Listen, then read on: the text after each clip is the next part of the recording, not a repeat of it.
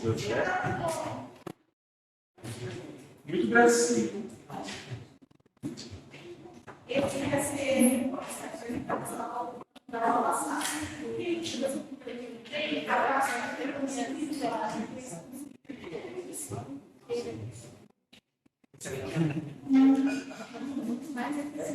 Galera, muito boa noite a todos. Então, vamos dar continuidade no nosso conteúdo. Então, semana passada, o que nós vimos mesmo? A gente começou falando daqueles conceitos mais gerais, né, de biologia.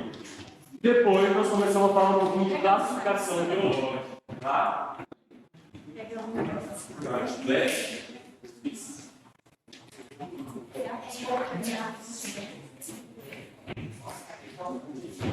Boa noite. O que faltou para hoje desse resuminho? A gente começou a falar de cladograma, certo? Mas não terminamos. Eu lembro que faltou nós falarmos dos grupos: monofilético, parafilético e polifilético. Então a gente vai terminar rapidamente essa parte, né? Depois nós vamos continuar na frente 1, que eu já explico para vocês.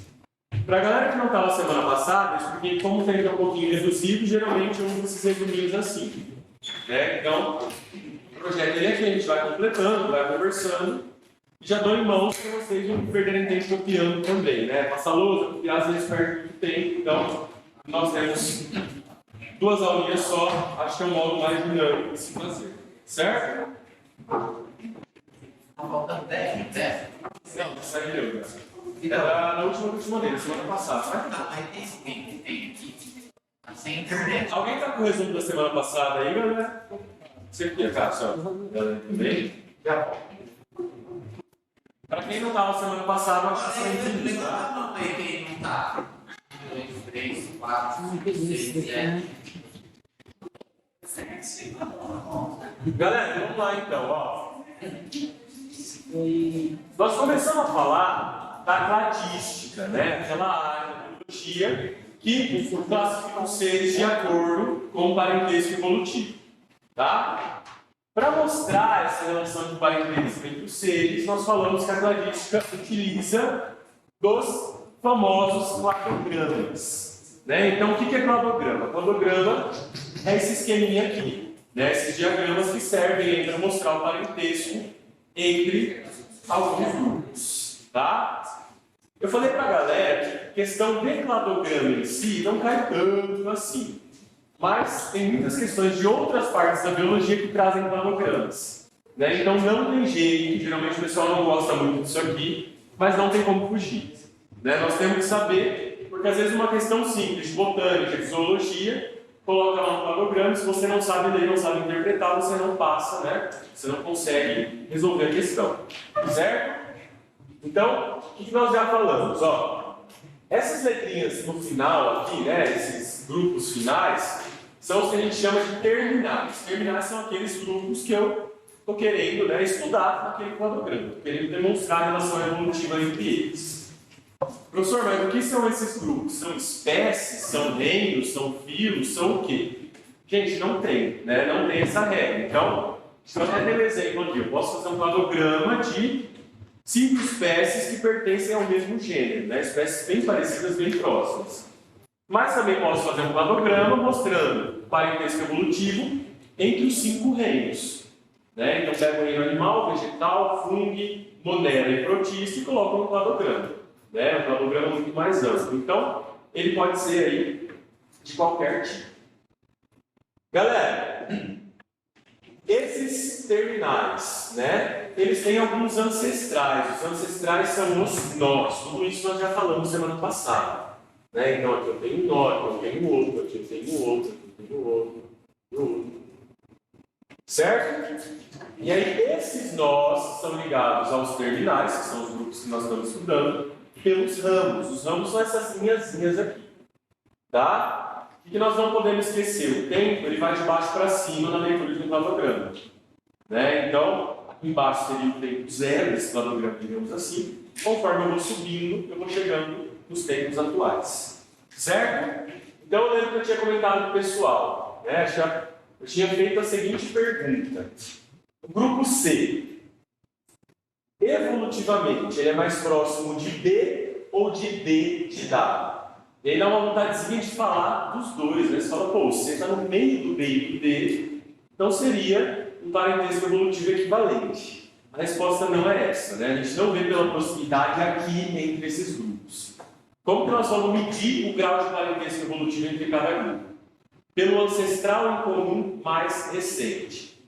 Né? Então, só para relembrar de novo de semana passada. Como que a gente interpreta um cladograma? Eu tenho aqui 8 grupos, 7 grupos, melhor dizendo, né? E esses 7 grupos, eles têm um ancestral em comum. Como assim um ancestral em comum? Tinha um grupo anterior, mais antigo, né? Que foi dando origem a esses diversos grupos. Esse ancestral em comum está aqui, né? Seria a raiz do cladograma, ponto de partida. Galerinha, aconteceu o seguinte, esse grupo desse ancestral em comum chegou nesse determinado ponto e ele se ramificou. Vamos pensar assim, né? Um grupo só, de um tipo só de ser vivo, e ele se transformou em 2 grupos que continuaram avançando, né, o seu processo evolutivo. Tá? Um grupo está aqui, outro está aqui. Quando esses grupos chegaram nesses pontos, aconteceu o mesmo processo. Então, esse primeiro grupo se dividiu novamente em outros 2, e esse grupo também se dividiu em outros 2. Tá? Esse grupinho aqui ó, já deu origem ao grupo E, que é o grupo que eu estou estudando. Então, aqui não teve mais divisão. Este segundo grupo, ele se dividiu mais uma vez ainda. Né? Então, ele se tornou o grupo F e o grupo G. Certo? Tá dando para entender, galera? Mais ou menos, sim? Aqui do outro lado, ainda rolou 2 divisões, né? Então, esse grupo se dividiu em 2, cada um dos grupos descendentes se dividiu novamente. Então, esse primeiro deu origem a A e B, e esse segundo deu origem a C e D. Tudo coisa que nós já falamos, tá? Voltando para a minha pergunta. O C é mais próximo do B de bola, do D de dado, ou ele tem a mesma proximidade com os dois? Galerinha, como que nós vamos responder isso? Nós sempre vamos olhar para o ancestral em comum mais recente. Né? Então, quando que esses grupos se separaram? Quando que eles deixaram de ser um grupo só e se separaram? Vamos procurar o ancestral em comum mais recente entre C e D. Concorda comigo que é esse cara aqui? Então, foi nesse ponto que um grupo, né, anterior, um grupo mais antigo, se separou e deu origem a C e D. Agora vamos procurar um ancestral em comum mais recente entre C e B de bola. Quem que seria? Seria esse cara aqui, concorda? Bom, até aqui era um grupo só. Chegou aqui eu dividi, né? Dividi nesse grupo e nesse aqui, tá? Quem que tá sem aí, galera? Então, peraí que eu também. Gente. Não, esse é da semana passada, tem. Ali do outro lado, né?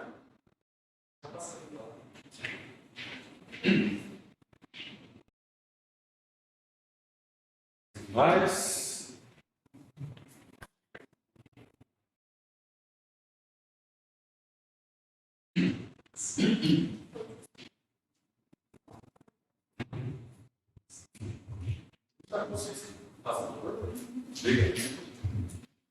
Galerinha, então.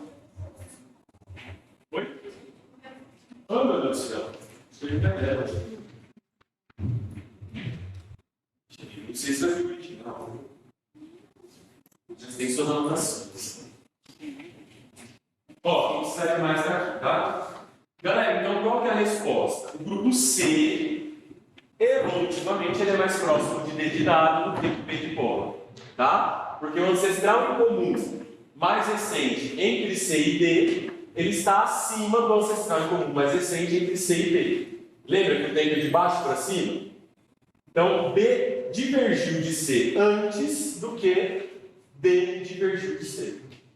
Beleza, galera? Sim?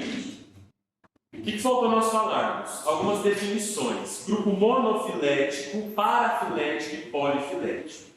Tá? Deixei até um espacinho branco para nós completarmos alguns exemplos. Então, o que eu coloquei para você aí na definição de grupo monofilético? Um grupo monofilético é aquele que envolve um ancestral em comum mais recente e todos os seus descendentes. Tá? É o grupo natural que a gente fala, o grupo de verdade, né? Então, vamos pegar um exemplinho aqui, ó. Se eu pego, por exemplo, esse grupo todo, tá? Juntei todos esses 7 grupos aqui, chamei de grupo A, B, C, D, E, F, G. Seria um grupo monofilético? Qual que é o processo que nós temos que fazer para responder? Vamos olhar para o ancestral em comum mais recente de todos. Nesse caso, é esse cara aqui embaixo. Né? É o único ancestral que é comum para todos os grupos. Nesse grupo que eu formei, de A a G, eu estou envolvendo todos os descendentes desse ancestral? Sim. Porque todos os descendentes dele estão aqui e eu estou colocando todos no grupo. Então, isso seria um grupo monofilético? Sim. Vamos para outros exemplos. Agora eu vou criar um grupo que eu vou chamar de ABCD. Tá? Então, peguei esses caras aqui, joguei eles no grupo, né? E agora a gente quer descobrir se esse grupo é monofilético ou não. Galera, qual que é o ancestral em comum mais recente entre esses 4? Concorda comigo que é esse cara aqui? Sim? Eu estou envolvendo todos os descendentes dele nesse grupo? Sim, não estou excluindo ninguém. Né? Ele tem 4 descendentes, eu coloquei os 4 descendentes no grupo. Então, isso seria o grupo monofilético.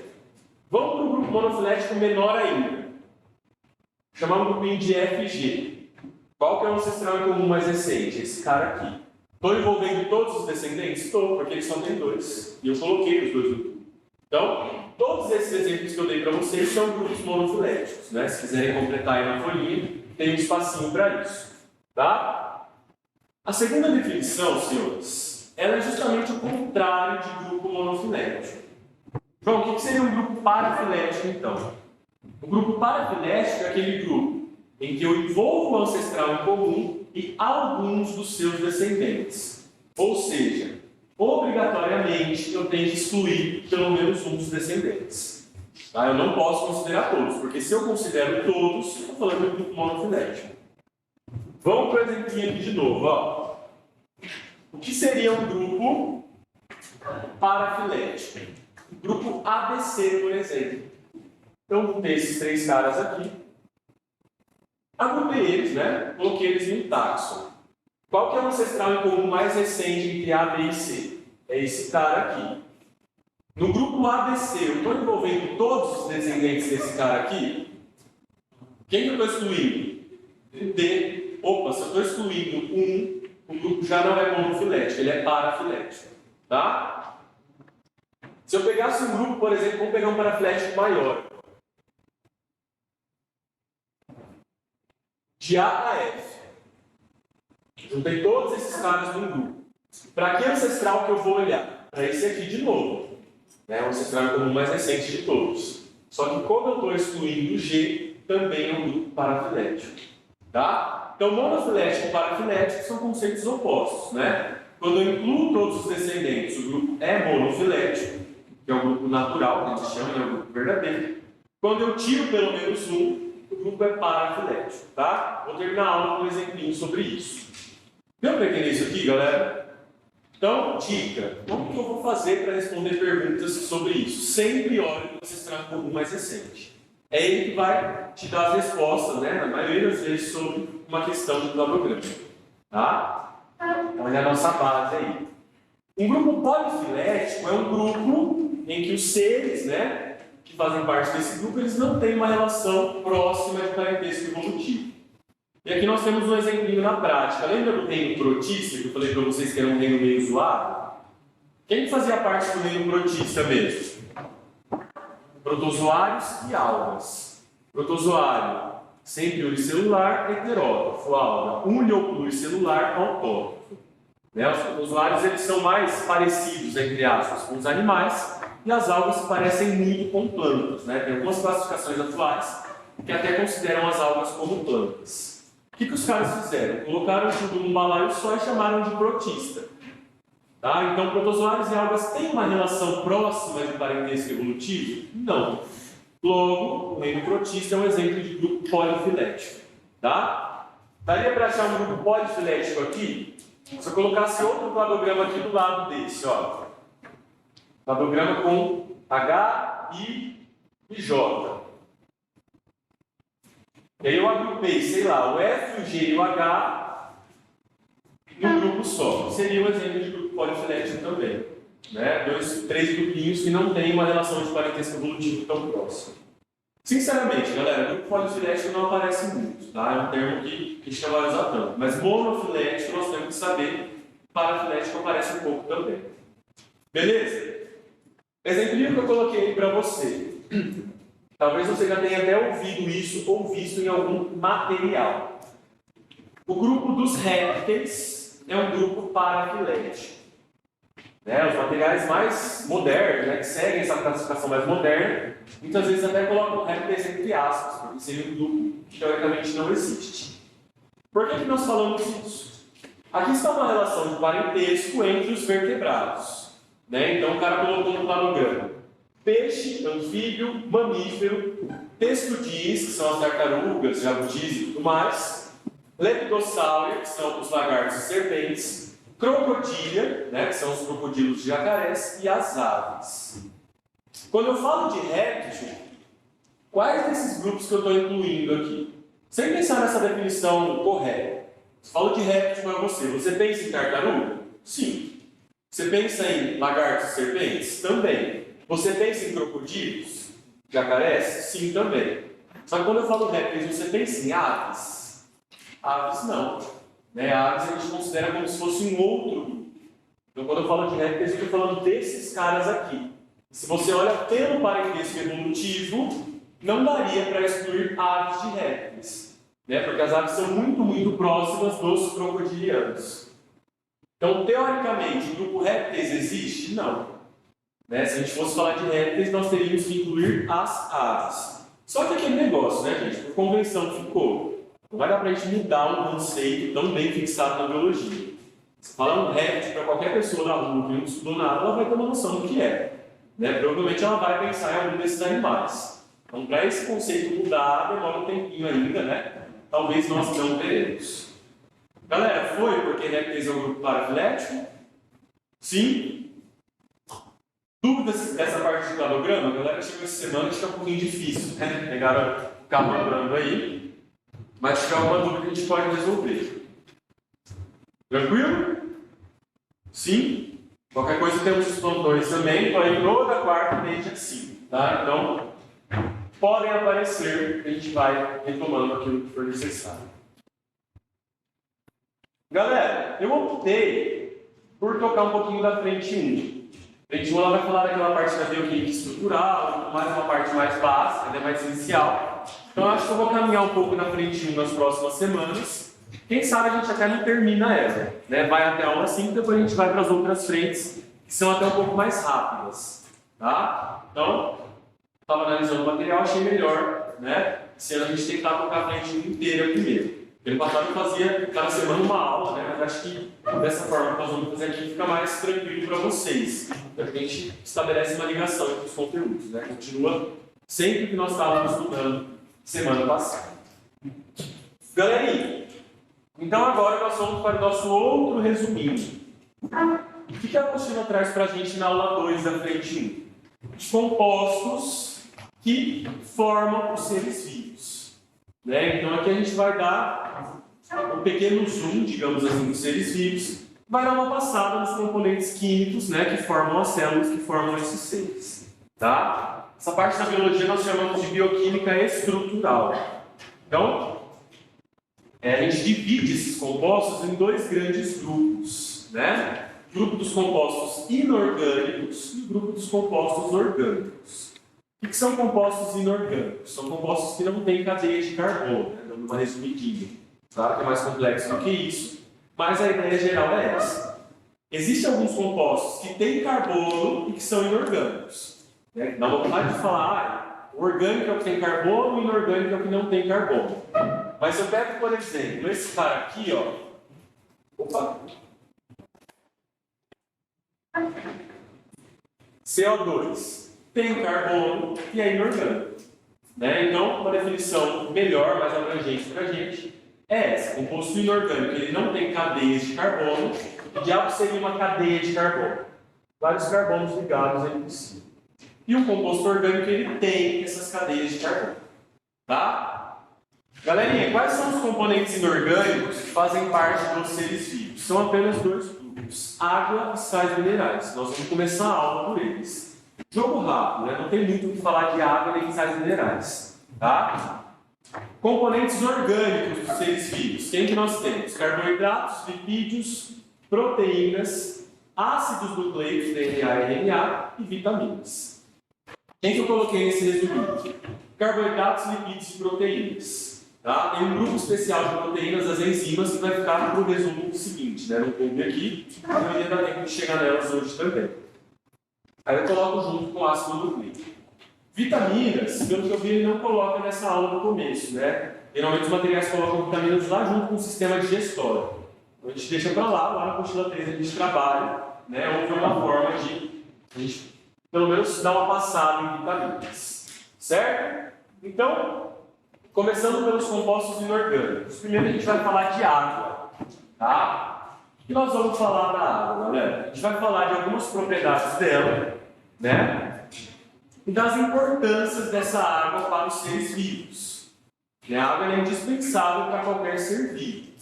Você consegue ficar, por exemplo, sei lá, até um mês sem comer. Você vai ter vários problemas e tudo mais, mas você, na maioria das vezes, sobrevive. Será que você consegue ficar um mês sem água? De forma alguma. Tá? Estourando 5, 6 dias aí, né? Uma semana. Mas nós precisamos de uma ingestão contínua de água. E a água é essencial para qualquer ser vivo. Tá? Então nós vamos ver essas importâncias, tá? A gente vai ver as variações, né? Como que essa água varia entre organismo e organismo. Depois a gente vai para os sais minerais. Beleza?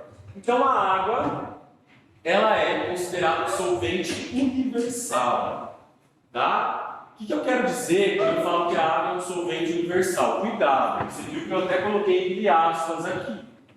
A água dissolve tudo? A água não dissolve tudo.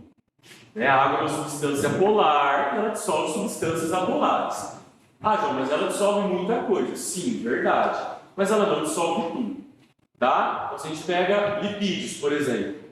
Lipídios não se dissolvem com água. Né? Se você tentar lavar uma panela engordurada só com água, não vai rolar.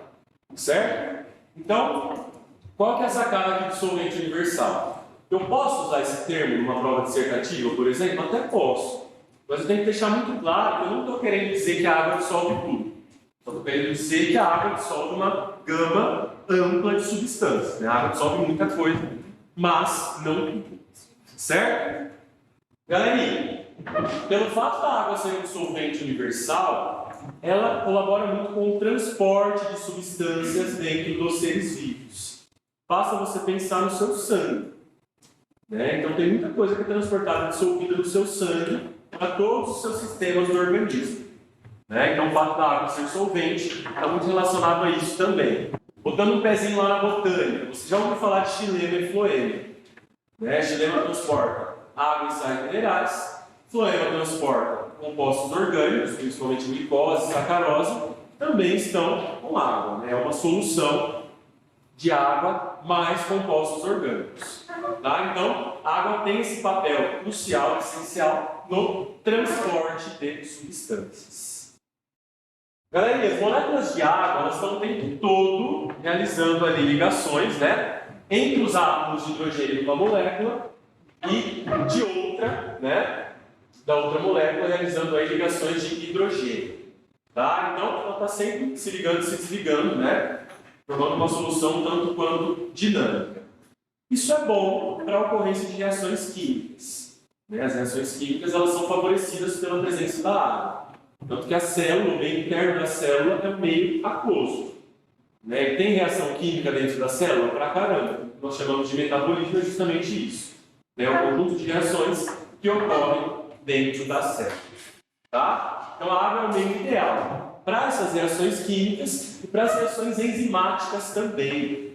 Nós vamos ter uma aulinha de enzima, né? O próximo tópico depois de proteínas é enzimas. O que são as enzimas, galera? Vamos lá?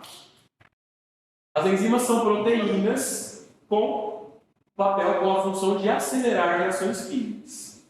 São catalisadores biológicos, a gente chama. Então, Praticamente todas as reações químicas que acontecem no seu organismo são realizadas por enzimas, são catalisadas, melhor dizendo, por enzimas. Exemplo, as hidrólises enzimáticas que acontecem ao longo do tubo digestório. O amido não é quebrado na boca, por exemplo? Você já ouviu falar sobre isso, né? Proteína quebrada no estômago. Como que essas moléculas vão sendo quebradas? Por hidrólise enzimática. Né? Então, eu tenho a quebra dessas moléculas com o auxílio de uma enzima. Enzimas funcionam muito melhor em meio aquoso também. Certo?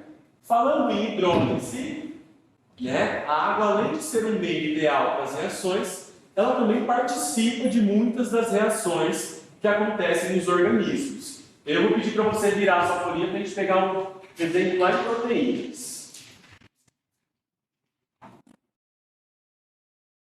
Galerinha, spoiler, né? Nos próximos minutos aí.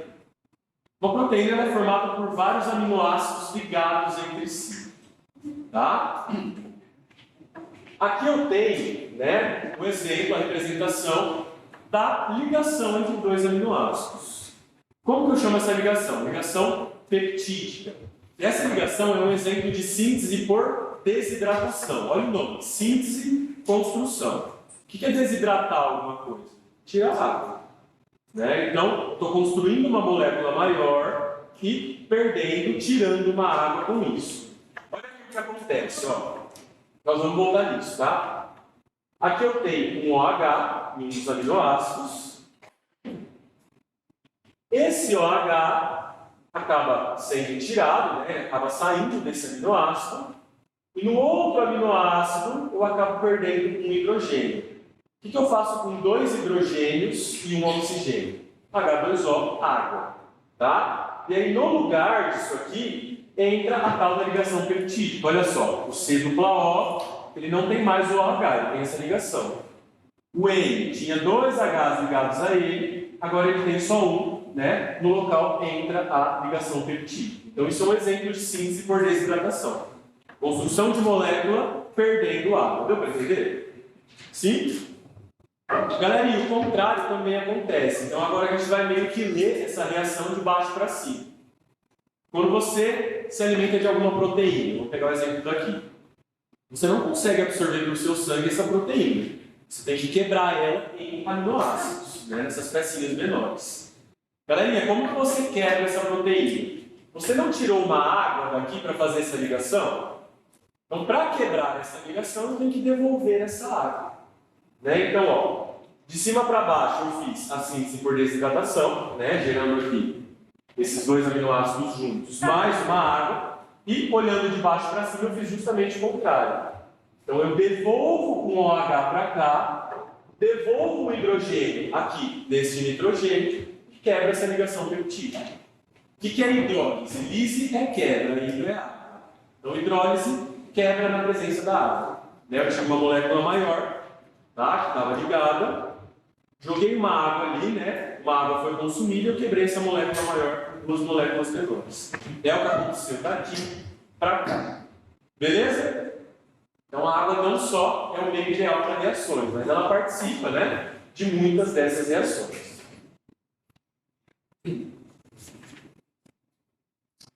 Além disso, senhores, a água ela é importantíssima no equilíbrio térmico dos seres vivos. Vamos com um exemplinho na gente mesmo, que é mais fácil de lembrar. Suor. Quando que você sua? Você sua quando o seu corpo começa a se aquecer. Né? Seja porque você está com calor, normalmente quente, ou porque você está fazendo um exercício físico, né? Mais metabolismo, temperatura aumenta também, enfim. O suor serve justamente para tentar manter aquela temperatura estável do corpo. Né? Se a temperatura média é 36,5, ela não pode variar muito. É legal que você mantenha esse 36,5 sempre. Onde que entra o papel da água aí, gente? A água ela tem uma propriedade que a gente chama de calor específico. E no caso, o calor específico da água é alto. Tá? Galera, a gente consegue esquentar, por exemplo, uma panelona d'água muito rápido, assim, de uma hora para outra? Demora um pouquinho, né? A água é um negócio que demora para esquentar. Isso tem a ver com o alto calor específico dela. Então, para que uma molécula de água, né? Uma molécula não, aqui. um recipiente com água, por exemplo, uma quantidade de água, mude a sua temperatura, ela precisa absorver muito calor. Ela não muda a temperatura de uma maneira fácil. Isso que é o tal do alto calor latente. Vocês vão falar muito mais disso em física, né, em biologia, que é só uma pincelada. Volta para o suor. Eu não falei que o suor servia para resfriar o seu organismo? Então estou lá correndo, né, fazendo exercício físico e tudo mais, comecei a suar. Aquele suor que está na minha pele ele começa a roubar calor do meu organismo, né, e bastante calor. Tá? No momento que esse suor evapora, ele já roubou muito calor de mim. Então, conforme ele evapora, ele vai levando esse calor junto. Né? Por isso que quando você sua, esse suor serve para justamente tentar manter essa temperatura do seu organismo estável. Tá? Por que a água consegue fazer isso? Justamente porque ela tem esse alto calor específico. Não é uma substância que se aquece muito rápido. Ela precisa de muito calor para mudar a sua temperatura. Beleza, senhores? Então, algumas importâncias da água. Daí a gente fazer uma folhinha só com importâncias da água, tá? Mas não é uma coisa que cai muito, né? Sinceramente, assim, a questão pedia diretamente uma importância da água. Não me lembro da última que caiu nos grandes vestibulares. Tá? Mas é aquela horinha que a gente tem que ver, né? Vai que aparece. Então, tá aí para os senhores. A água ela varia de acordo com alguns fatores. Então, o primeiro desses fatores é a espécie. Nem todas as espécies têm a mesma quantidade de água no seu organismo. Tá? Quanto que você tem de água no organismo, mais ou menos? Em porcentagem? 70%? Né? Mais ou menos 70%. Você pega uma água viva, por exemplo, ela tem 98% de água no seu organismo. Não é à toa que ela se chama água viva. Tá? Então, essa quantidade ela varia entre as espécies e, geralmente, animais aquáticos têm muito mais água no organismo, né, do que os animais terrestres. Galerinha, lembra que nós falamos aqui que a água é o meio ideal para reações químicas? Então, o que você tem que pensar? Ó, o metabolismo é um conjunto de reações químicas que acontecem nas células. Tá? Concorda comigo que quanto mais água, mais metabolismo? Sim, diretamente proporcionais. Né? Se a água é o meio ideal para que aconteça o metabolismo, quanto mais água eu tenho, mais possibilidade de metabolismo eu também tenho. Certo? Para que nós pensamos nisso? Para entender a variação da água de acordo com a idade. Então falamos da espécie, agora vamos pegar dois seres da mesma espécie. Dois seres homo sapiens ou seres humanos. Tá? Uma criancinha de 1 ano e um idoso de 70. Será que eles têm a mesma porcentagem de água no organismo? Ambos têm 70%? A resposta é não. Tá? O idoso ele vai ter cerca de 60%. Ele vai ter um pouquinho abaixo da média, né? Uns 60% de água. Já a criancinha de 1 ano, recém-nascida não, né? 1 ano já não é mais recém-nascida. Mas a criancinha, ela pode chegar até seus 80% de água. O que explica isso? Metabolismo. Quem tem mais metabolismo? Uma criança que nasceu ali há pouco tempo, está crescendo, ou um idoso? Com certeza a criança. Né? Então a criança está se desenvolvendo, está crescendo e tudo mais. O metabolismo dela está muito mais acelerado do que o do idoso. Né? O idoso já cresceu. Tudo que ele tinha que crescer, ele já está parando, né? Já está desacelerando, então por isso que ele acaba tendo uma porcentagem menor de água. Galera, agora a gente vai pegar o mesmo ser, né? A gente vai pegar o mesmo organismo e comparar os tecidos desse organismo. A base, o fundo para essa comparação também vai ser essa ideia do metabolismo. Tá? Peguei um ser humano, sei lá, uma idade média de 40 anos. Se eu comparo, por exemplo, a quantidade de água no seu tecido nervoso, né, encéfalo, medula espinhal e tudo mais, e no seu tecido adiposo, a diferença é muito grande. O tecido adiposo é esse que armazena a gordura, tá? Qual dos dois tem mais metabolismo, nervoso ou adiposo? Nervoso, com certeza, né? O seu tecido nervoso está o tempo todo trabalhando, tem metabolismo intenso. O tecido adiposo ele é mais paradão, né? Ele já tem metabolismo mais baixo. O tecido nervoso pode chegar a seus 80% de água. Né? Pode até passar disso muitas vezes. O tecido adiposo, na maioria das vezes, não chega a 20% de água. Né? Então, é a mesma ideia da comparação que a gente fez para a idade. Quanto mais metabolismo, mais água. Beleza, senhores? De água é isso, joguinho rápido mesmo. Agora nós vamos falar dos outros componentes inorgânicos das células. Quem são eles? São os minerais, os sais minerais. Tá? Também não me lembro de questões recentes que cobravam isso aqui. Né? Dos nossos vestibulares aqui de São Paulo, do Enem. Geralmente isso aqui é cobrado junto com outros conteúdos. Né? Então, por exemplo, quando você for falar de neurônio, você vai voltar a falar de sódio e potássio. A importância deles lá na membrana do neurônio. Né? Então, quando cai, cai assim. Tá? Para que serve essa aula introdutória aqui de sais minerais? Só para nós definirmos alguns conceitinhos mais gerais. Né? Então, tem alguns probleminhas, algumas funções. Nós vamos falar, já tem que vir na mente o mineral em questão. Né? Então, putz, falei de ferro, eu tenho que lembrar de hemácia, de anemia. Falei de cálcio, eu tenho que lembrar de osso, de osteoporose, de raquitismo. A ideia dessa aula é isso. Então, nós vamos falar dos principais minerais, vamos apontar as importâncias deles, né? Porque eles são importantes para o nosso metabolismo. E em alguns desses minerais nós temos alguns quadros de carência, que a gente chama. O que é a tal da carência? O que acontece com você se você não ingerir a quantidade adequada de cálcio? Você pode ter uma osteoporose. Então, a osteoporose é a doença causada pela carência do cálcio. Vocês vão ver que não são todos que eu coloquei. A apostila nem coloca, mas eu coloquei só alguns mais chaves mesmo. Né? Por exemplo, osteoporose você tem que relacionar com o cálcio. Anemia ferroprima você tem que relacionar com o ferro. Então, esses que têm esses nomes clássicos, né, que estão muito ligados aos minerais, eu acrescentei na aula para nós vermos. Tá? Os minerais, senhores e senhoras, eles compõem cerca de 3% da massa dos seres vivos. Né? Então, a porcentagem é pequena. Né? A gente não tem tantos minerais assim no organismo. Certo? Porém, eles têm funções muito importantes. Geralmente, eles vão ter função ou estrutural. Como assim função estrutural? Eles vão fazer parte de alguma molécula maior que é importante para você, ou as chamadas funções reguladoras. Né? Então, ele tem algum papelzinho pontual ali em alguma coisa do metabolismo. Certo? Então, esses minerais, nós produzimos eles, a gente tem que digerir por meio da alimentação. Meu Deus, você dessa aula eu vou ver que mineral que eu ingiro por meio da alimentação. Gente, é uma quantidade mínima que nós precisamos. Se você tem uma alimentação minimamente balanceada, você provavelmente ingere todos os minerais importantes. Só é foda se você falar, eu como miojo no almoço, McDonald's na janta e não como mais nada. Vamos tirar salada ainda. Aí é meio complicado, vai faltar mineral mesmo, né? Provavelmente você não passa dos 30, mas acho que ninguém faz isso aqui, né? Não que eu seja um exemplo de alimentação, tá, galera? Nem um pouco, mas eu como tranqueiro e como as coisas de pressa também. Sabe aquela figurinha do pouco de droga, um pouco de salada? Mais ou menos isso, né? Equilibra tudo. Primeiro mineral que nós falamos é o famigerado cálcio. O cálcio é o mineral mais abundante do corpo humano. Pergunta, por quê? Onde que você tem cálcio no corpo humano? Nos ossos, né? Então, nós temos cálcio nos ossos, tá? O cálcio ele compõe os ossos dos vertebrados e de outros animais também, né? O esqueleto, melhor dizer.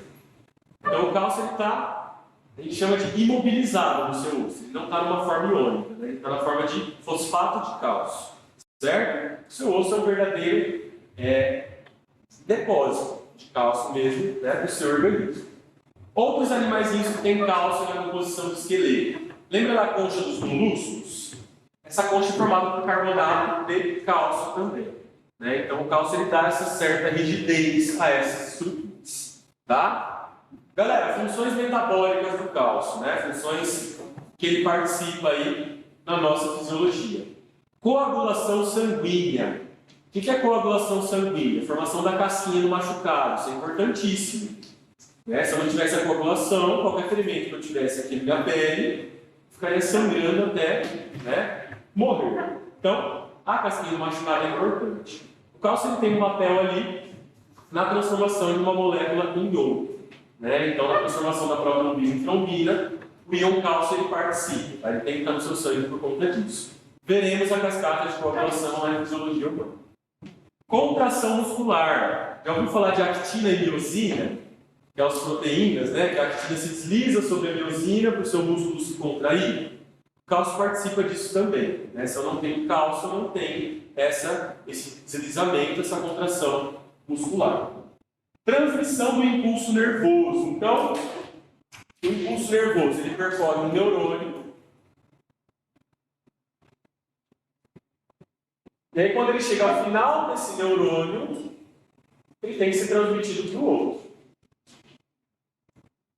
Né? Então, até aqui, ele é um impulso elétrico, só que para ele vir desse neurônio para o outro, ele tem que se transformar num impulso químico, digamos assim, porque os neurônios eles não estão grudados. Né? Eles estão muito pertinho, mas não estão grudados. Já ouviu falar de neurotransmissores? Neurotransmissores são justamente as moléculas, né, os compostos químicos, que são liberados aqui por esse neurônio de cá, né, por esse primeiro neurônio, e iniciam um impulso elétrico no neurônio seguinte. Tá? Onde que entra o cálcio? Esse impulso elétrico percorre esse neurônio, na hora que ele chega aqui no final, essa região do neurônio ela fica permeável aos íons cálcio. Então, o cálcio começa a entrar nesse neurônio e ele estimula a saída desses neurotransmissores. Tá? Você tem que lembrar, nossa, não vamos lembrar de tudo isso. Não, nós vamos ter aula de sistema nervoso mais para frente. Por enquanto, você tem que lembrar que o cálcio é essencial na transmissão do impulso nervoso. Certo? Galerinha, pensa comigo. O cálcio ele tem muitas funções importantes. Né? Coagulação sanguínea, transmissão do impulso nervoso, contração muscular são funções essenciais para a nossa sobrevivência. Se você não está ingerindo cálcio direito na sua alimentação, o que seu organismo começa a fazer? Lembra que eu te falei que os ossos são depósitos de cálcio? Então, concorda comigo que é melhor faltar cálcio no osso do que no sangue?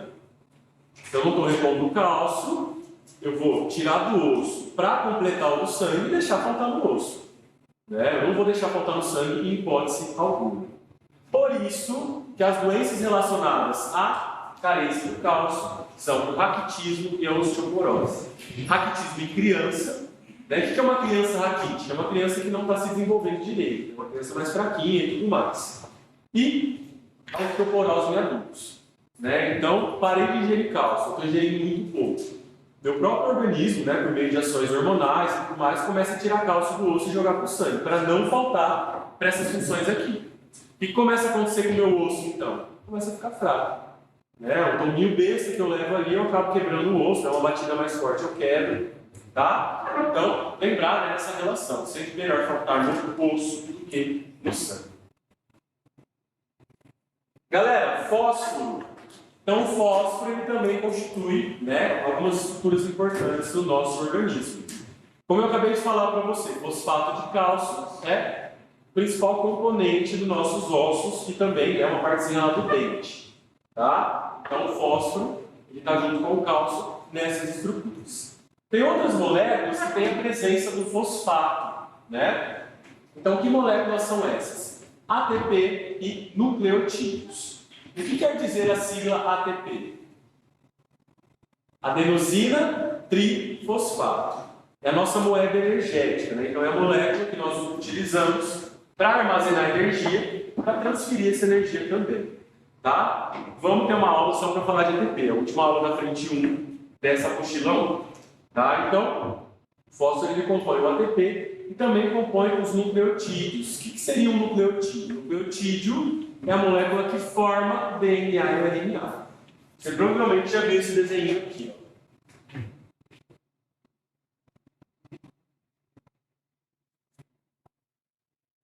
Sim?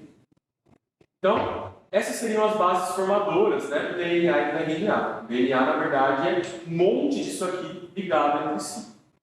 Partes de um nucleotídeo. Fosfato, tá? Uma pentose, que é um carboidrato, e uma base nitrogenada.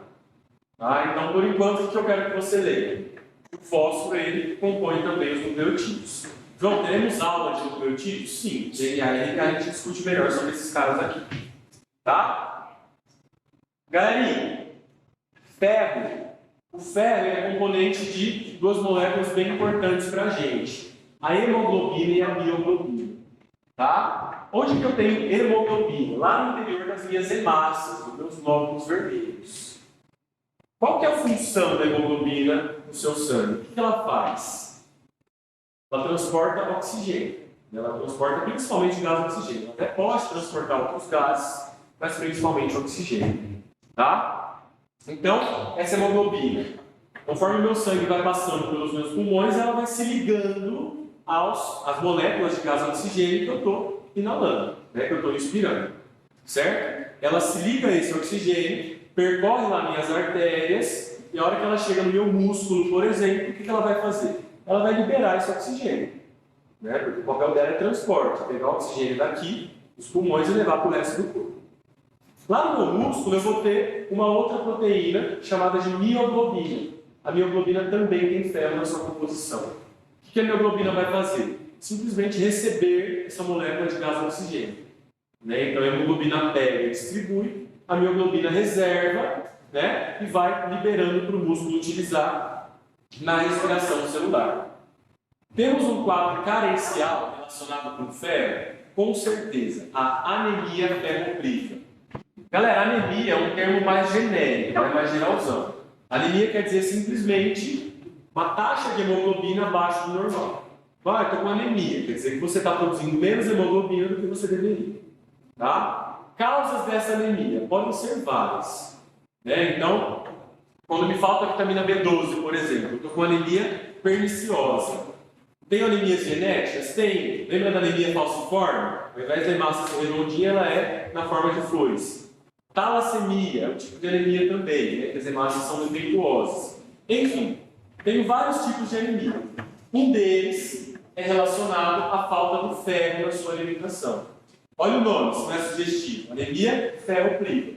Né? Aquele cara que está privado de ferro na alimentação. E faz todo sentido, né? Se o cara não tem ferro, será que ele vai conseguir produzir hemoglobina numa quantidade suficiente? Não. Com pouca hemoglobina, ele produz pouca hemácia também e ele desenvolve esse quadro anêmico. O que uma pessoa com anemia apresenta de sintomas? A pessoa fica meio amareladona, meio pálida, cansada. Né? Por que cansada? Não está chegando muito oxigênio nos tecidos. Né? Então o tecido não está conseguindo ter aquele metabolismo normal dele. Tá? Então, o principal quadro da anemia, o principal sintoma seria esse cansaço. Certo? Galera, a grande parte das anemias são por falta de ferro. Tá? A maioria dos casos é de anemia ferropriva. Os outros que eu citei são uma parte menor. Galerinha, sódio e potássio, vamos falar deles juntos aqui, porque eles têm duas funções em comum. Né? Então, que funções são essas? O sódio e o potássio eles participam tanto da condução do impulso nervoso quanto do equilíbrio hídrico da célula. Se você se lembra da linha do sistema nervoso, você deve lembrar, né, que na membrana externa do neurônio eu tenho bastante sódio e na parte de dentro eu tenho bastante potássio. Tem outros íons também, a gente destaca geralmente esses. Né? Então, eles são importantes para o equilíbrio osmótico da célula, né, para aquela célula conseguir controlar a quantidade de líquidos nela, e eles são importantes na condução do impulso nervoso também. Né? Eu falei para vocês agora há pouco que o impulso nervoso ele percorre o neurônio de uma forma elétrica. Né? Então, conforme esse impulso nervoso vai passando, vai ocorrendo uma inversão desses íons. Né? Lembra? Entra sódio no neurônio, sai potássio e o impulso nervoso passa.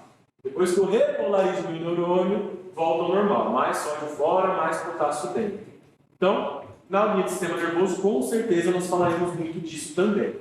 Tá? Por enquanto, basta você lembrar do papel do sódio e do potássio nessa regulação osmótica da célula e lembrar que eles são importantes para a condução do impulso nervoso. Onde que muda a função dos dois? Então, o sódio ele está ligado à regulação da pressão arterial. Fala um alimento para mim que tem bastante sódio. Nossa principal fonte de sódio. Já viu esse cara aqui, ó? Cloreto de sódio? Quem que é ele? Mas eu nunca comi, tá? Já sal de cozinha. Tá? Sal de cozinha é isso aqui. Certo? Você provavelmente já ouviu alguém falando, né? Sei lá, sua mãe, sua avó, comer muito sal aumenta a pressão, dá pressão alta. Galera, tem um fundo de verdade, tá? Infelizmente, eu sou um fã de sal, adoro uma comidinha salgada. Comida sem sal ninguém merece, prefiro a morte. Então, o sal ele tem a ver sim com pressão arterial. Por quê? Vamos pensar, então, na sequência de eventos aí que acontece. Conforme tem um aumento, né, da ingestão de sódio, começa a ter mais sódio no meu sangue. Tá? Se eu tenho mais sódio no meu sangue passa a ser mais concentrado. Ele passa a ter mais solutos para a mesma quantidade de solvente. Com essa concentração do sangue aumentando, meu organismo ele tende a reter mais líquidos. Né? Então, conforme eu aumento a quantidade de solutos, eu também, né, por mecanismos osmóticos aí que nós vamos ver também, mas a tendência é que também aumente a quantidade de solvente. Então, o meu sangue ele começa a ficar mais volumoso. Sangue mais volumoso quer dizer que o seu coração ele vai precisar fazer mais força para bombear esse sangue.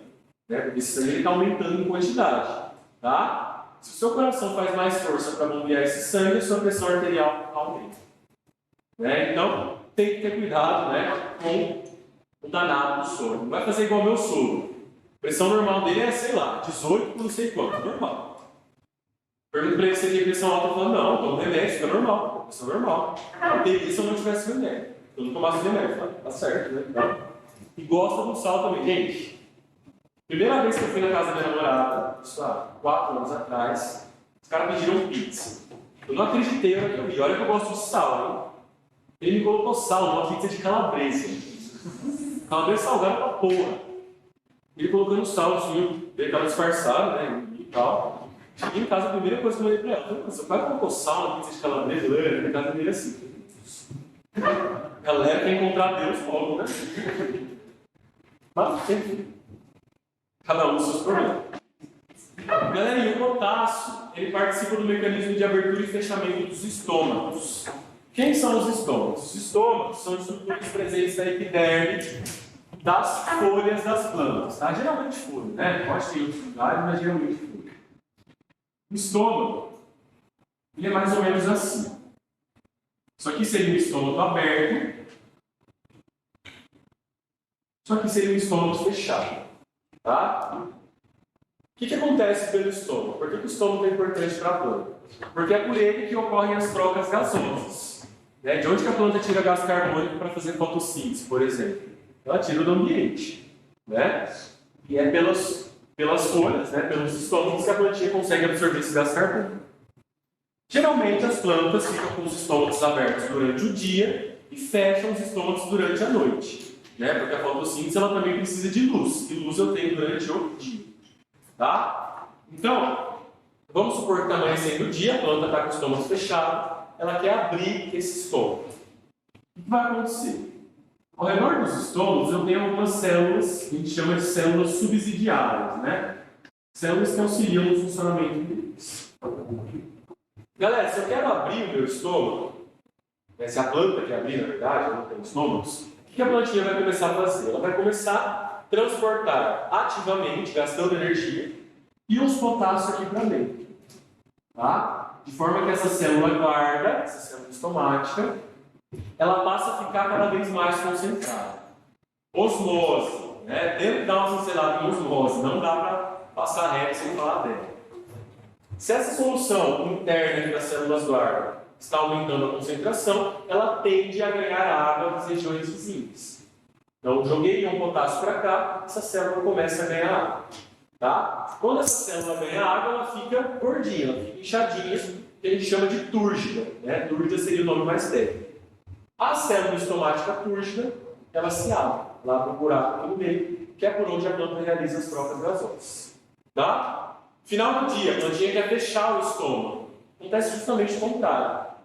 Então ela vai tirar esses íons potássio que estavam aqui dentro, começar a jogar para as células subsidiárias.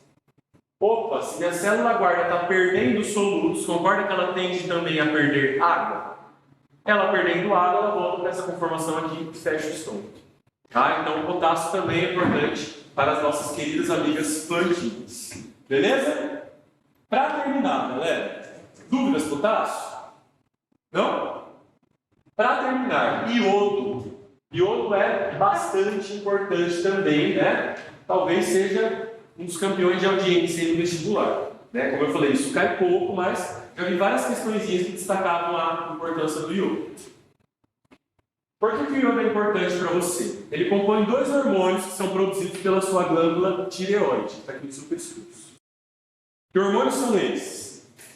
Triiodotironina, que você chama de T3, e tetraiodotironina ou tiroxina, que você chama de T4. Então, o iodo é uma matéria-prima, né, para a tireoide produzir esse hormônio. Esses hormônios ela tem que ter iodo, certo? Galera, fontes naturais de iodo. Dá um exemplo de um alimento que tenha iodo naturalmente, você sabe? Frutos do mar. Que família que come frutos do mar periodicamente? Só falta alguém levantar a mão, né? Ai, não, amanhã vai ter lagosta milanesa em casa. Mentira. Ninguém come isso aqui, né? Só de vez em quando, até porque é caro.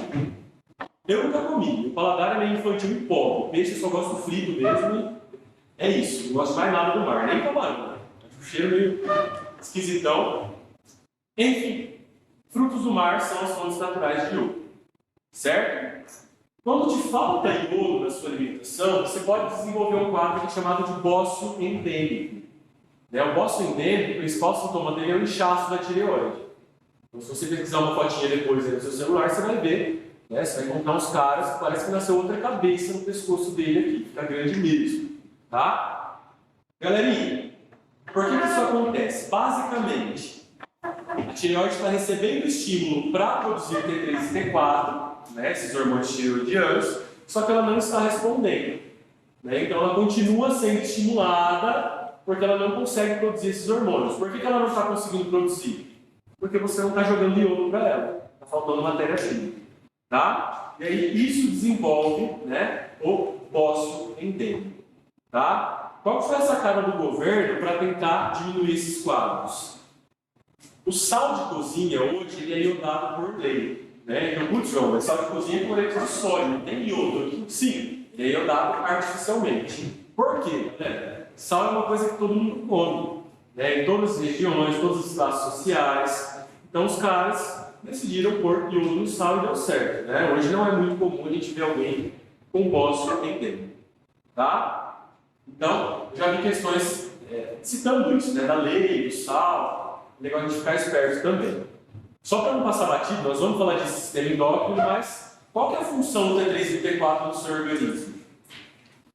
Acelerar o metabolismo. Tá? Então, se o seu metabolismo está lento, sua hipófise, sua tireoide, produz T3 e T4 para realizar, para aumentar esse metabolismo, tá? Acelerar esse metabolismo. Se ele está muito rápido, a tireoide ela dá uma brecadinha, ela produz um pouco menos para desacelerar esse metabolismo. Então, são hormônios importantes para a gente? Para caramba. E para que eu consiga produzir esses hormônios, eu tenho que ter minimamente, né, uma quantidade, pelo menos ali, mínima de iodo na minha alimentação. Certo? Então, esses são os principais minerais, né, que eu queria trazer para vocês. Podem resolver os exercícios que falam dos compostos inorgânicos. Eu não lembro se na apostila de sala tem. Deve ter um ou dois lá, já pode resolver. Se vocês quiserem, no final da sala eu posso dar uma listinha complementar. Não sei se vocês curtem ou não precisa, mas uma listinha complementar com tudo, né? Com todas as moléculas. Então, semana que vem, na outra, eu já dou um jeito de mandar para vocês. Tá? De moléculas inorgânicas é isso, senhores. Agora nós vamos começar a falar um pouquinho das moléculas orgânicas. Né? Então, das moléculas que têm cadeias de carbono e compõem os seres vivos.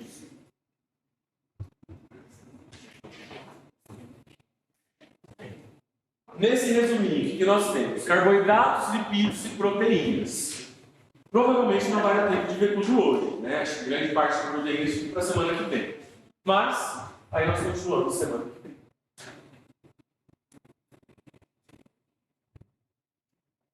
Galera, então, essa parte de abissais é bem decoradinha mesmo, né? No ensino médio a gente não pode falar isso nunca, mas no cursinho, vamos ser sinceros, é chato. Abissais é chato. Tem a impressão que eu só estou passando informação aqui, não estou ensinando nada. Mas, guarde esse resuminho com carinho, né? Lá no final do ano você dá uma olhada nele de novo. E se aparecer para você, você acerta a questãozinha. Carboidratos, lipídios, proteínas começa a ficar um pouquinho mais legal, porque é algo mais palpável, né? A gente fala mais das funções, explica algumas coisinhas. Então, já é um pouquinho mais interativo, mais dinâmico o assunto. Tá? Primeiro grupo de moléculas orgânicas que nós iremos estudar: carboidratos. Galera, carboidratos, vai na palavra. Falei para vocês que a biologia tem muito disso, né? O termo trazer o seu próprio significado. Carbo me lembra o quê? Carbono.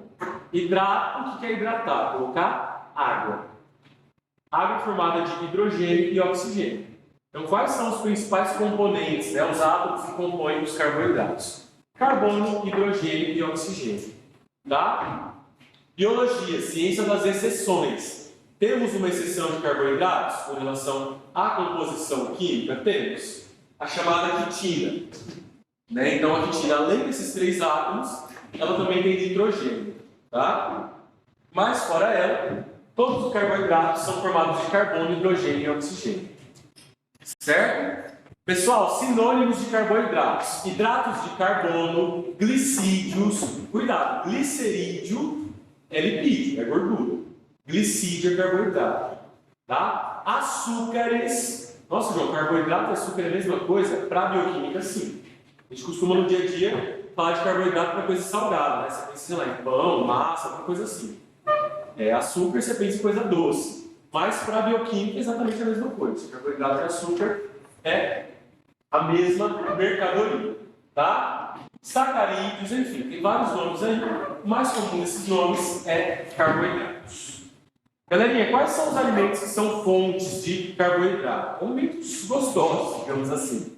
Então, pão, né? Farináceo, que vem da farinha, a massa, enfim, mais diversos tipos de massa, o próprio pão, né?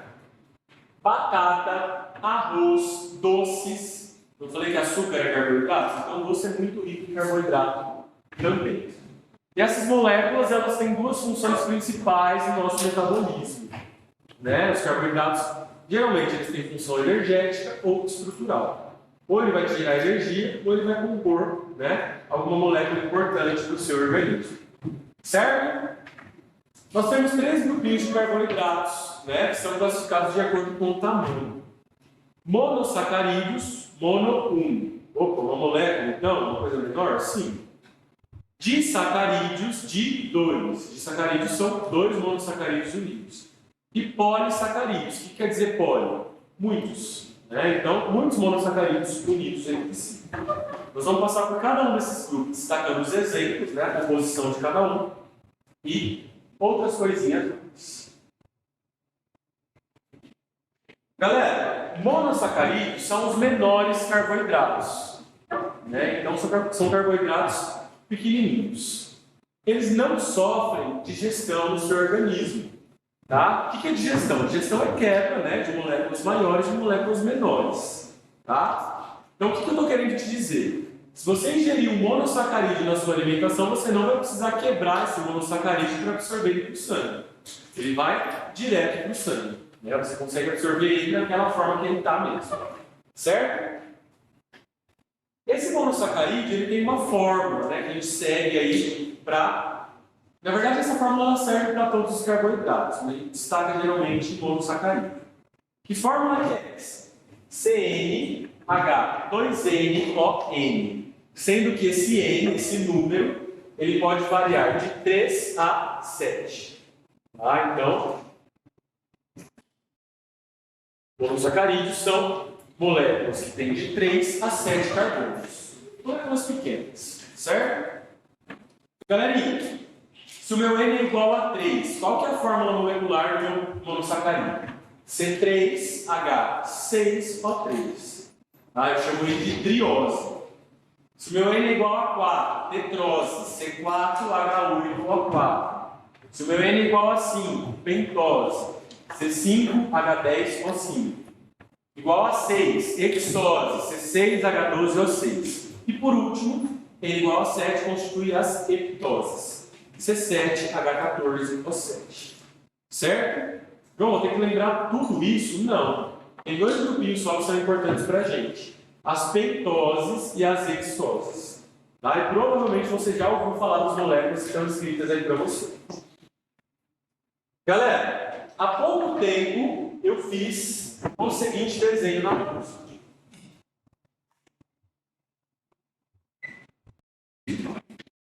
Por exemplo, nucleotídeo. A gente estava falando do fósforo, né, que compõe aqui o fosfato.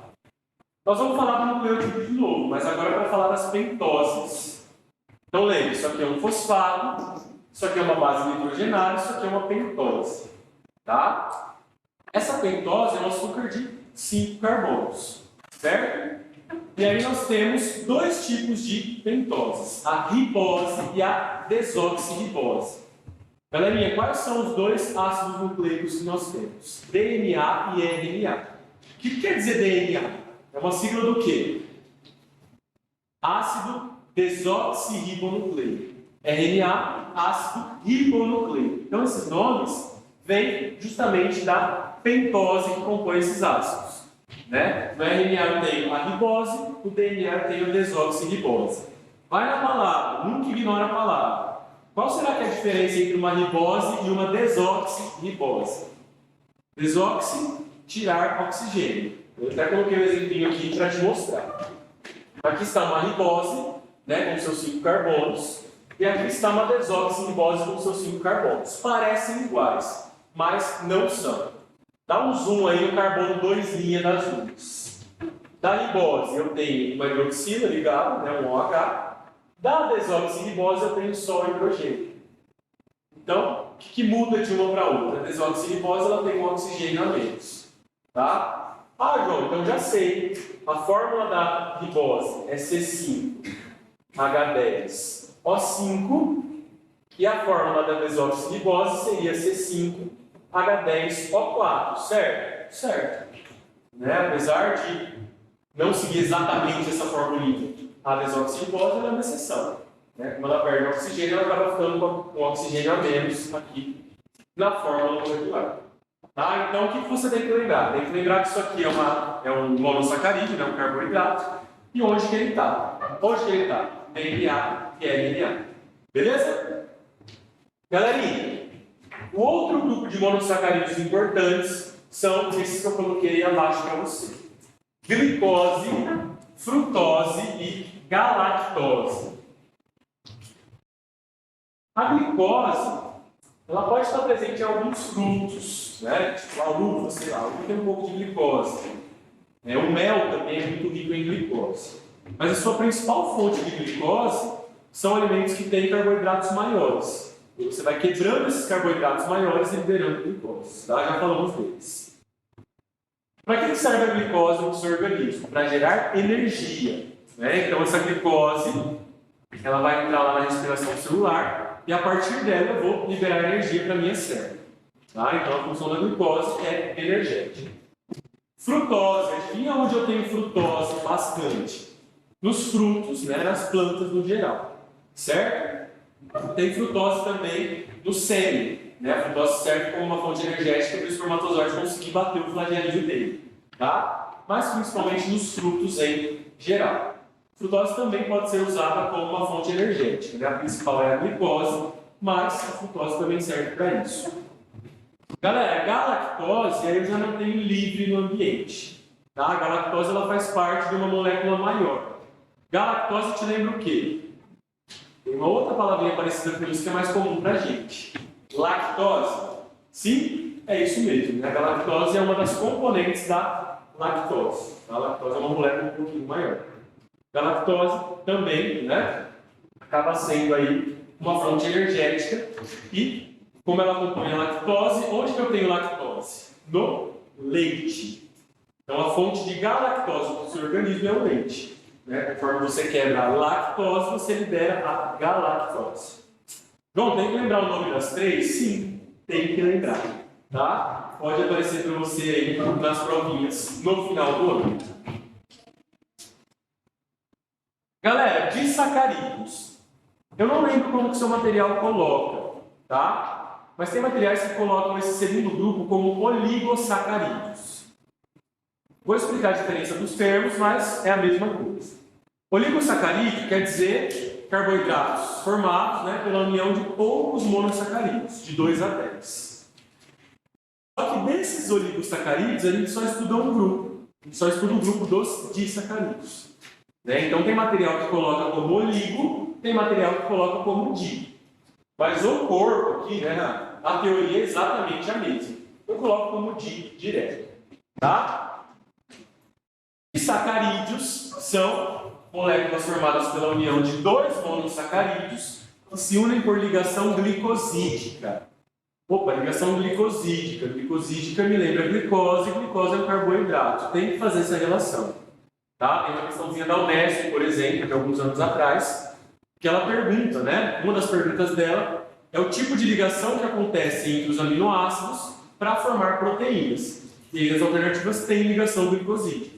Então você tem que saber que a ligação glicosídica acontece em carboidrato, né? Para unir os monossacarídeos ali e formar moléculas maiores. Tá? Galera, lembra da síntese por desidratação? Formar uma molécula maior liberando uma água? Ligação glicosídica é um exemplo disso. Tá? Um exemplo de síntese por desidratação. Certo? Aqui nós vamos começar a botar a ideia de polímero, né? Ou de monômero também. O que é um polímero? Polímero é uma molécula grande formada por pequenas moléculas que se repetem. Tá? Nas moléculas orgânicas nós temos geralmente os polímeros e os monômeros. Então, aqui nos carboidratos, quem que é o monômero? Quem que é a minha pecinha que vai construir as moléculas maiores? Os monossacarídeos. Tá? Até o nome ajuda, né? Monossacarídeo, você lembra de monômero de molécula menor. Galera, quando você ingere algum disacarídeo na sua alimentação, você precisa quebrar esse disacarídeo? Com certeza. Você não consegue absorver ele do sangue na forma de disacarídeo. Você tem que quebrar ele em dois monossacarídeos. Por meio do que você quebra? Hidrólise enzimática. Né? Então, aquela quebra na presença da água pela participação de enzimas. Beleza? Exemplos que nós temos que lembrar. O primeiro exemplo é a maltose. A maltose é um disacarídeo formado por duas glicoses. Tá? Não, tem maltose, né? Livre na natureza? Até tem em alguns casos raros. Sua principal fonte de maltose são polissacarídeos, são carboidratos maiores, né, que liberam maltose durante a digestão. Tá? O que compõe uma maltose, galera? Duas moléculas de glicose.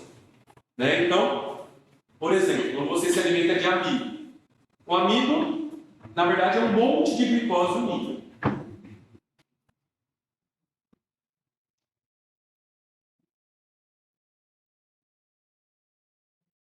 Antes de quebrar esse amido em glicoses, você quebra ele em maltoses, né? Então, pense que você está com uma molécula grandona, né? Você quebra ela de duplinhas, de 2 em 2. Aí não tem maltose.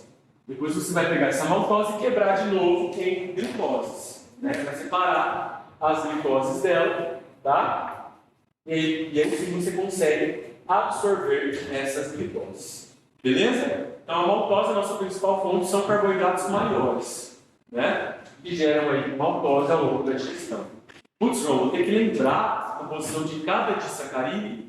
Sim. Isso pode aparecer também, já apareceu várias vezes, tá? Então maltose é a união de duas glicoses. Galerinha, sacarose é o que você chama de açúcar. Sabe o açúcar? Tem lá no potinho da sua casa, que usa para adoçar açúcar, fazer bolo, sei lá o quê? Aquilo é sacarose, tá? Então a sacarose, ela está presente em algumas plantas também, principalmente na cana, né? Até por isso que a gente usa a cana para produzir o açúcar, certo? O que forma a molécula de sacarose? Uma glicose mais uma frutose.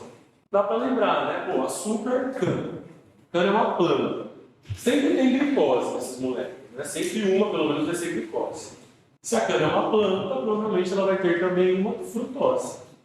Né? Então, eu sei que é uma viagem aí. O senhor fumou maconha antes da aula? Não. Mas ajuda a lembrar muitas vezes, tá? Então, eu gosto de falar. Mas o que você acha de idioma, pode ter alguém que goste dessas relações. Né? Cada um do seu jeito de estudar. Aí. Vocês gostam de musiquinha? Não vou cantar, não. Tá falando que eu não sou adepto, não gosto de musiquinha para biologia. Mas quem gosta, é uma boa alternativa, né? Uma época que eu dava plantão no concorrente aí, tinha uma menina que, mano, ela fazia música de tudo. Tipo assim, não era uma musiquinha de 20 segundos, ela fazia uma puta música falando de todos os grupos vegetais, por exemplo. Eu chegava e não, fiz uma música, sei lá, de membrana plasmática. Ela tinha aula dentro da música. Eu falava, mano, Você tem, filho. Tipo aqueles caras repentistas do Nordeste, né? Ah, canta, sei lá, uma música aí sobre carboidratos. O cara começa na hora. Meu Deus do céu. Mas eu não gosto. Eu acho, sei lá, às vezes é mais difícil decorar a música do que decorar a matéria. Então, mas fiquem à vontade. Quem tiver suas musiquinhas aí, podem usar. Só não esperem de mim, tá? Aula de biologia, aula de música. Galera, lactose. Lactose é o açúcar do leite. Né? Então, nós temos lactose no leite. E a lactose é formada por uma glicose e outra galactose. Né? Que o nome ajuda também. Glicose sempre vai estar lá. Galactose é parecido com lactose. Vamos discutir uma coisinha. Não uma doença em si, né? Mas um quadro que está na moda. Intolerância à lactose. Certo? Intolerância à lactose e alergia ao leite. Tem diferença nesses dois fatores, nesses dois quadros? Tem diferença, não é a mesma coisa. Tá? Vamos entender a história da intolerância. Galera, quando que um mamífero, na natureza, tá? Sem pensar no ser humano, quando que um mamífero se alimenta de leite? É a vida inteira? É no começo da vida. Né? Então o leite ele serve para o começo da vida. Tá? Naturalmente, os mamíferos, eles produzem a lactase, enzima que digere a lactose, no começo da vida. Certo? E depois eles param de produzir porque eles não vão se alimentar mais de leite. Na linhagem humana, né, na espécie humana, nós tivemos algumas mutações em algumas linhagens que fizeram com que essas linhagens passassem a produzir a lactase durante toda a vida. Quem são essas pessoas que sofreram essas mutações? As pessoas que podem tomar leite normalmente, que é uma parte boa da população. Tá? Então, nós estamos falando que o natural é ser intolerante à lactose? Sim. Teoricamente, você só deveria beber leite quando você é um recém-nascido. Né? Depois, o leite não deveria mais fazer parte da nossa alimentação. Tá? Então, a gente só consegue se alimentar de leite aí, né? Pelo menos uma parte das pessoas, por conta dessa mutação, né? Que fez com que a gente produzisse a lactase durante a vida. Uma pessoa que tem intolerância à lactose, ela é normal, né? E ela não produz a lactase durante a sua vida, só ali no comecinho. O que acontece com essa pessoa? Conforme ela se alimenta de alimentos que tenham lactose, né, ou do próprio leite diretamente, ela não consegue quebrar essa lactose. Essa lactose fica lá, começa a ser metabolizada pelas bactérias da microbiota e isso dá um mal-estar.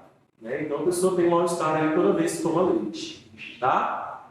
Muito comum, né, galera? Todo mundo conhece alguém, deve ter alguém aí que é intolerante à lactose. Alergia ao leite. O que é alergia? Alergia é uma reação exagerada do seu sistema imunológico contra algo que talvez nem seria perigoso. Tá? Eu não posso passar esse tópico sem falar da minha alergia alimentar. Coisa mais nada a ver comigo. Eu sou alérgico a macadâmia. Sabe o que é macadâmia? Aquela castanha? Também que eu nem gosto muito. Uma castanha arredondada assim. Uma vez estava no barzinho da minha família, uma cidade que se chama Adamantina. Vocês devem nem conhecer. Pequenininha, longe daqui e tal. Minha família é de lá. Estava no barzinho, tinha um pote de macadâmia assim no caixa, e o tio ficou louco, porque ele adora. Perguntou para a mulher se era só de enfeite ou se ela servia. Não, a gente serve porções. Trouxe um potinho na nossa mesa. Ele começou, não, experimente, você vai gostar, experimente, você vai gostar, experimente. Eu tipo, mano, macadâmia. Eu não sabia direito o que era. Gente, eu coloquei uma macadâmia na boca, sério, não deu 5 minutos. Comecei a sentir piricar tudo na boca, assim, minha língua, aqui na bochecha, não sei, né? Fui no banheiro, tava tipo vermelhaço, meu Deus, assim. Jesus, é agora. Meu encontro com você. Aí a galera já viu, né? Minha família saiu correndo, não tinha. A cidade é bem pequena, assim, não tinha hospital aberto, nem nada. Fui numa farmácia, tomei uma caralhada lá de antialérgico e deu certo. Não morri. As outras 2 vezes que eu ingeri macadâmia foi numa quantidade menor, tipo assim, chocolate, tinha um creme de castanhas e tinha macadâmia nessa castanha. E o outro era nossa, essa foi mais nada a ver. Era um quibe assado recheado com creme branco. Se você olha um creme branco com quibe assado, você pensa que é requeijão, catupiry, sei lá, né? Mas não, era um creme de macadâmia. Né? Comi um pedacinho também, tinha nem terminado o meu pedaço, comecei a sentir. Falei, bicho, já fui perguntar o que era. Era macadâmia também, fui na farmácia comer. Enfim, o meu organismo interpreta a macadâmia como algo muito perigoso. Que na verdade não é. né? E toda vez que eu entro em contato com essa macadâmia, eu produzo uma reação imunológica muito intensa. Isso é alergia. A alergia pode ser desencadeada por um monte de antígeno, que a gente chama, né?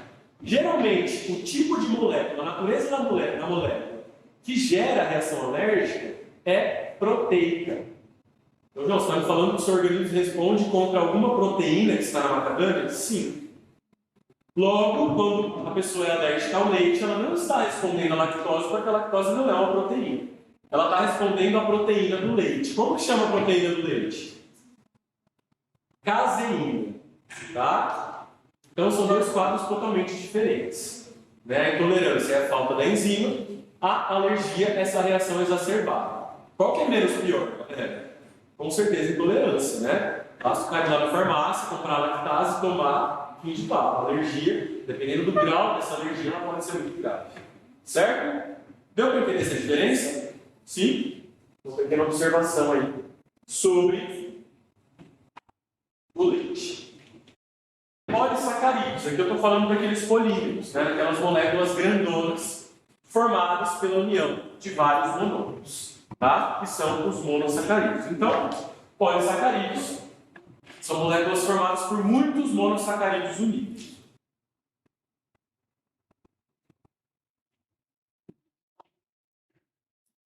E de que tipo de ligação que esses monossacarídeos se unem? Mesma coisa que os disacarídeos, ligação glicosídea. Tá? Mesma ideia, só que agora, né, em grande quantidade. O polissacarídeo sofre digestão? Com certeza. Né? Você digere os polissacarídeos para conseguir absorver os monossacarídeos que compõem, né, essas moléculas maiores. Uma particularidade deles, galera, é que eles são insolúveis em água. Tá? Polissacarídeos não são solúveis em água.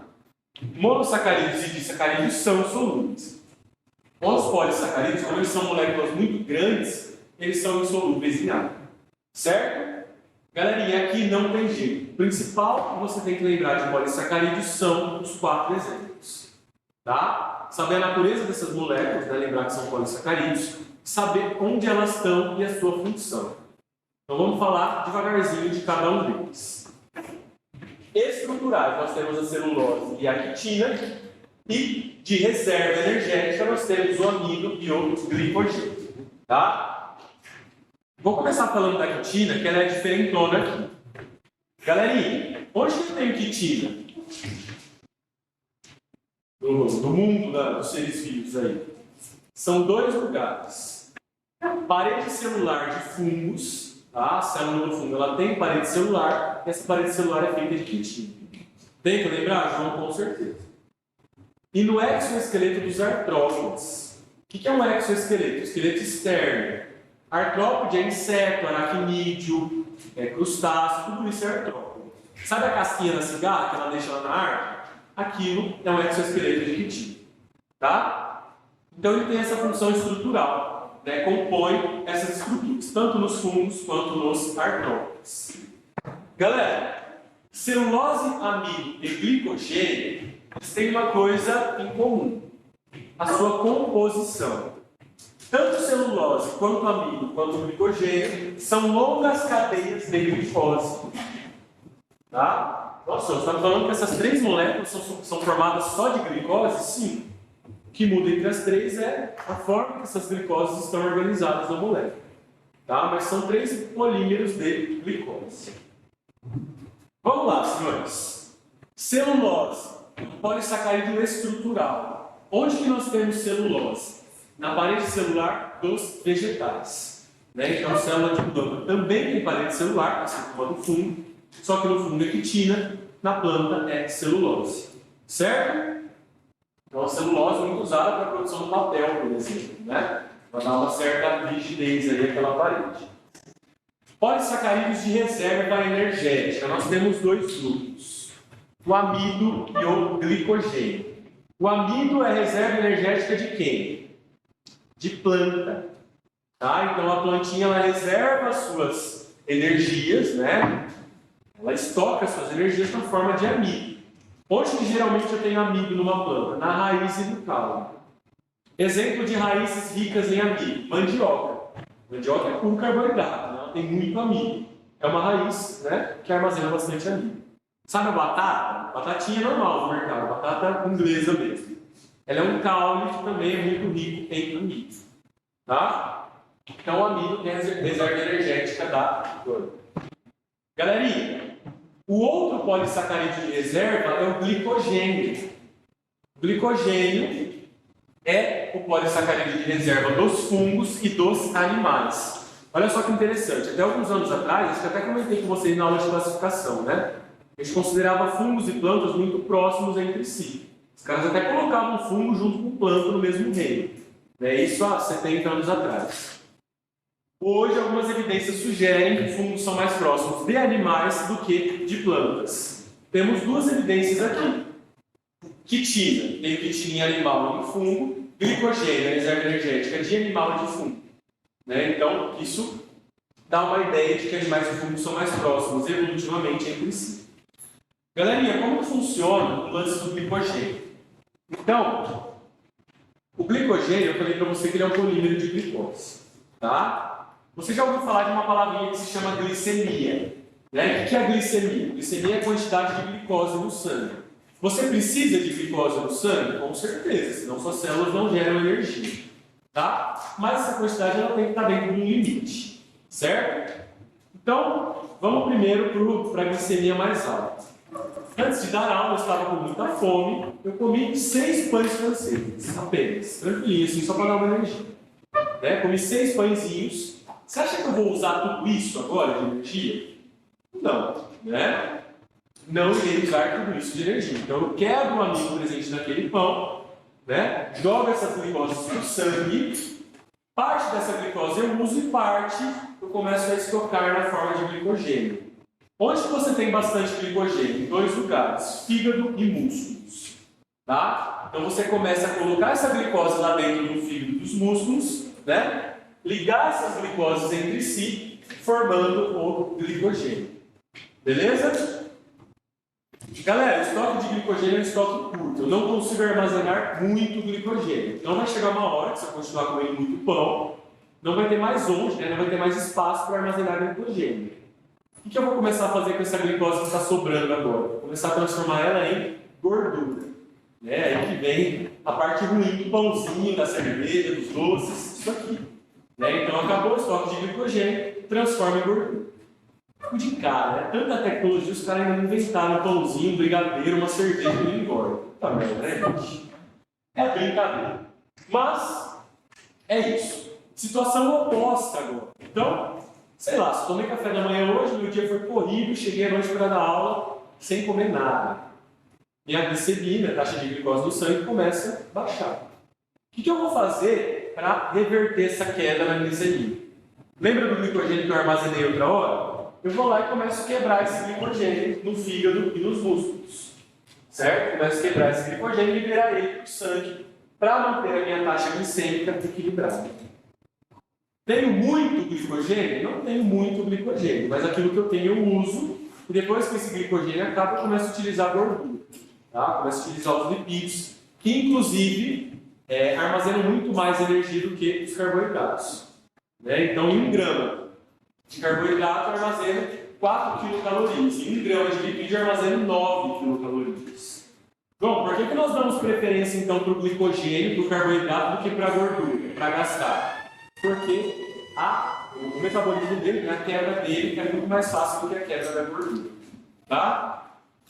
Estava dando horário ali, está atrasado.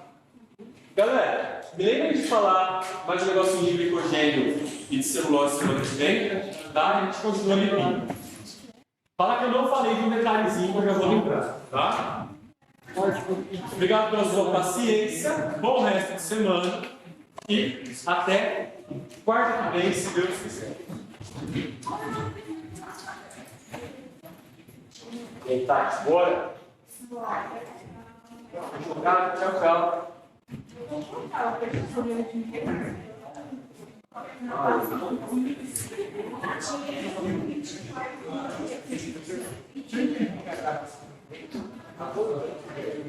Tchau, eu vou ter que conversa. Dona Bárbara, Zé?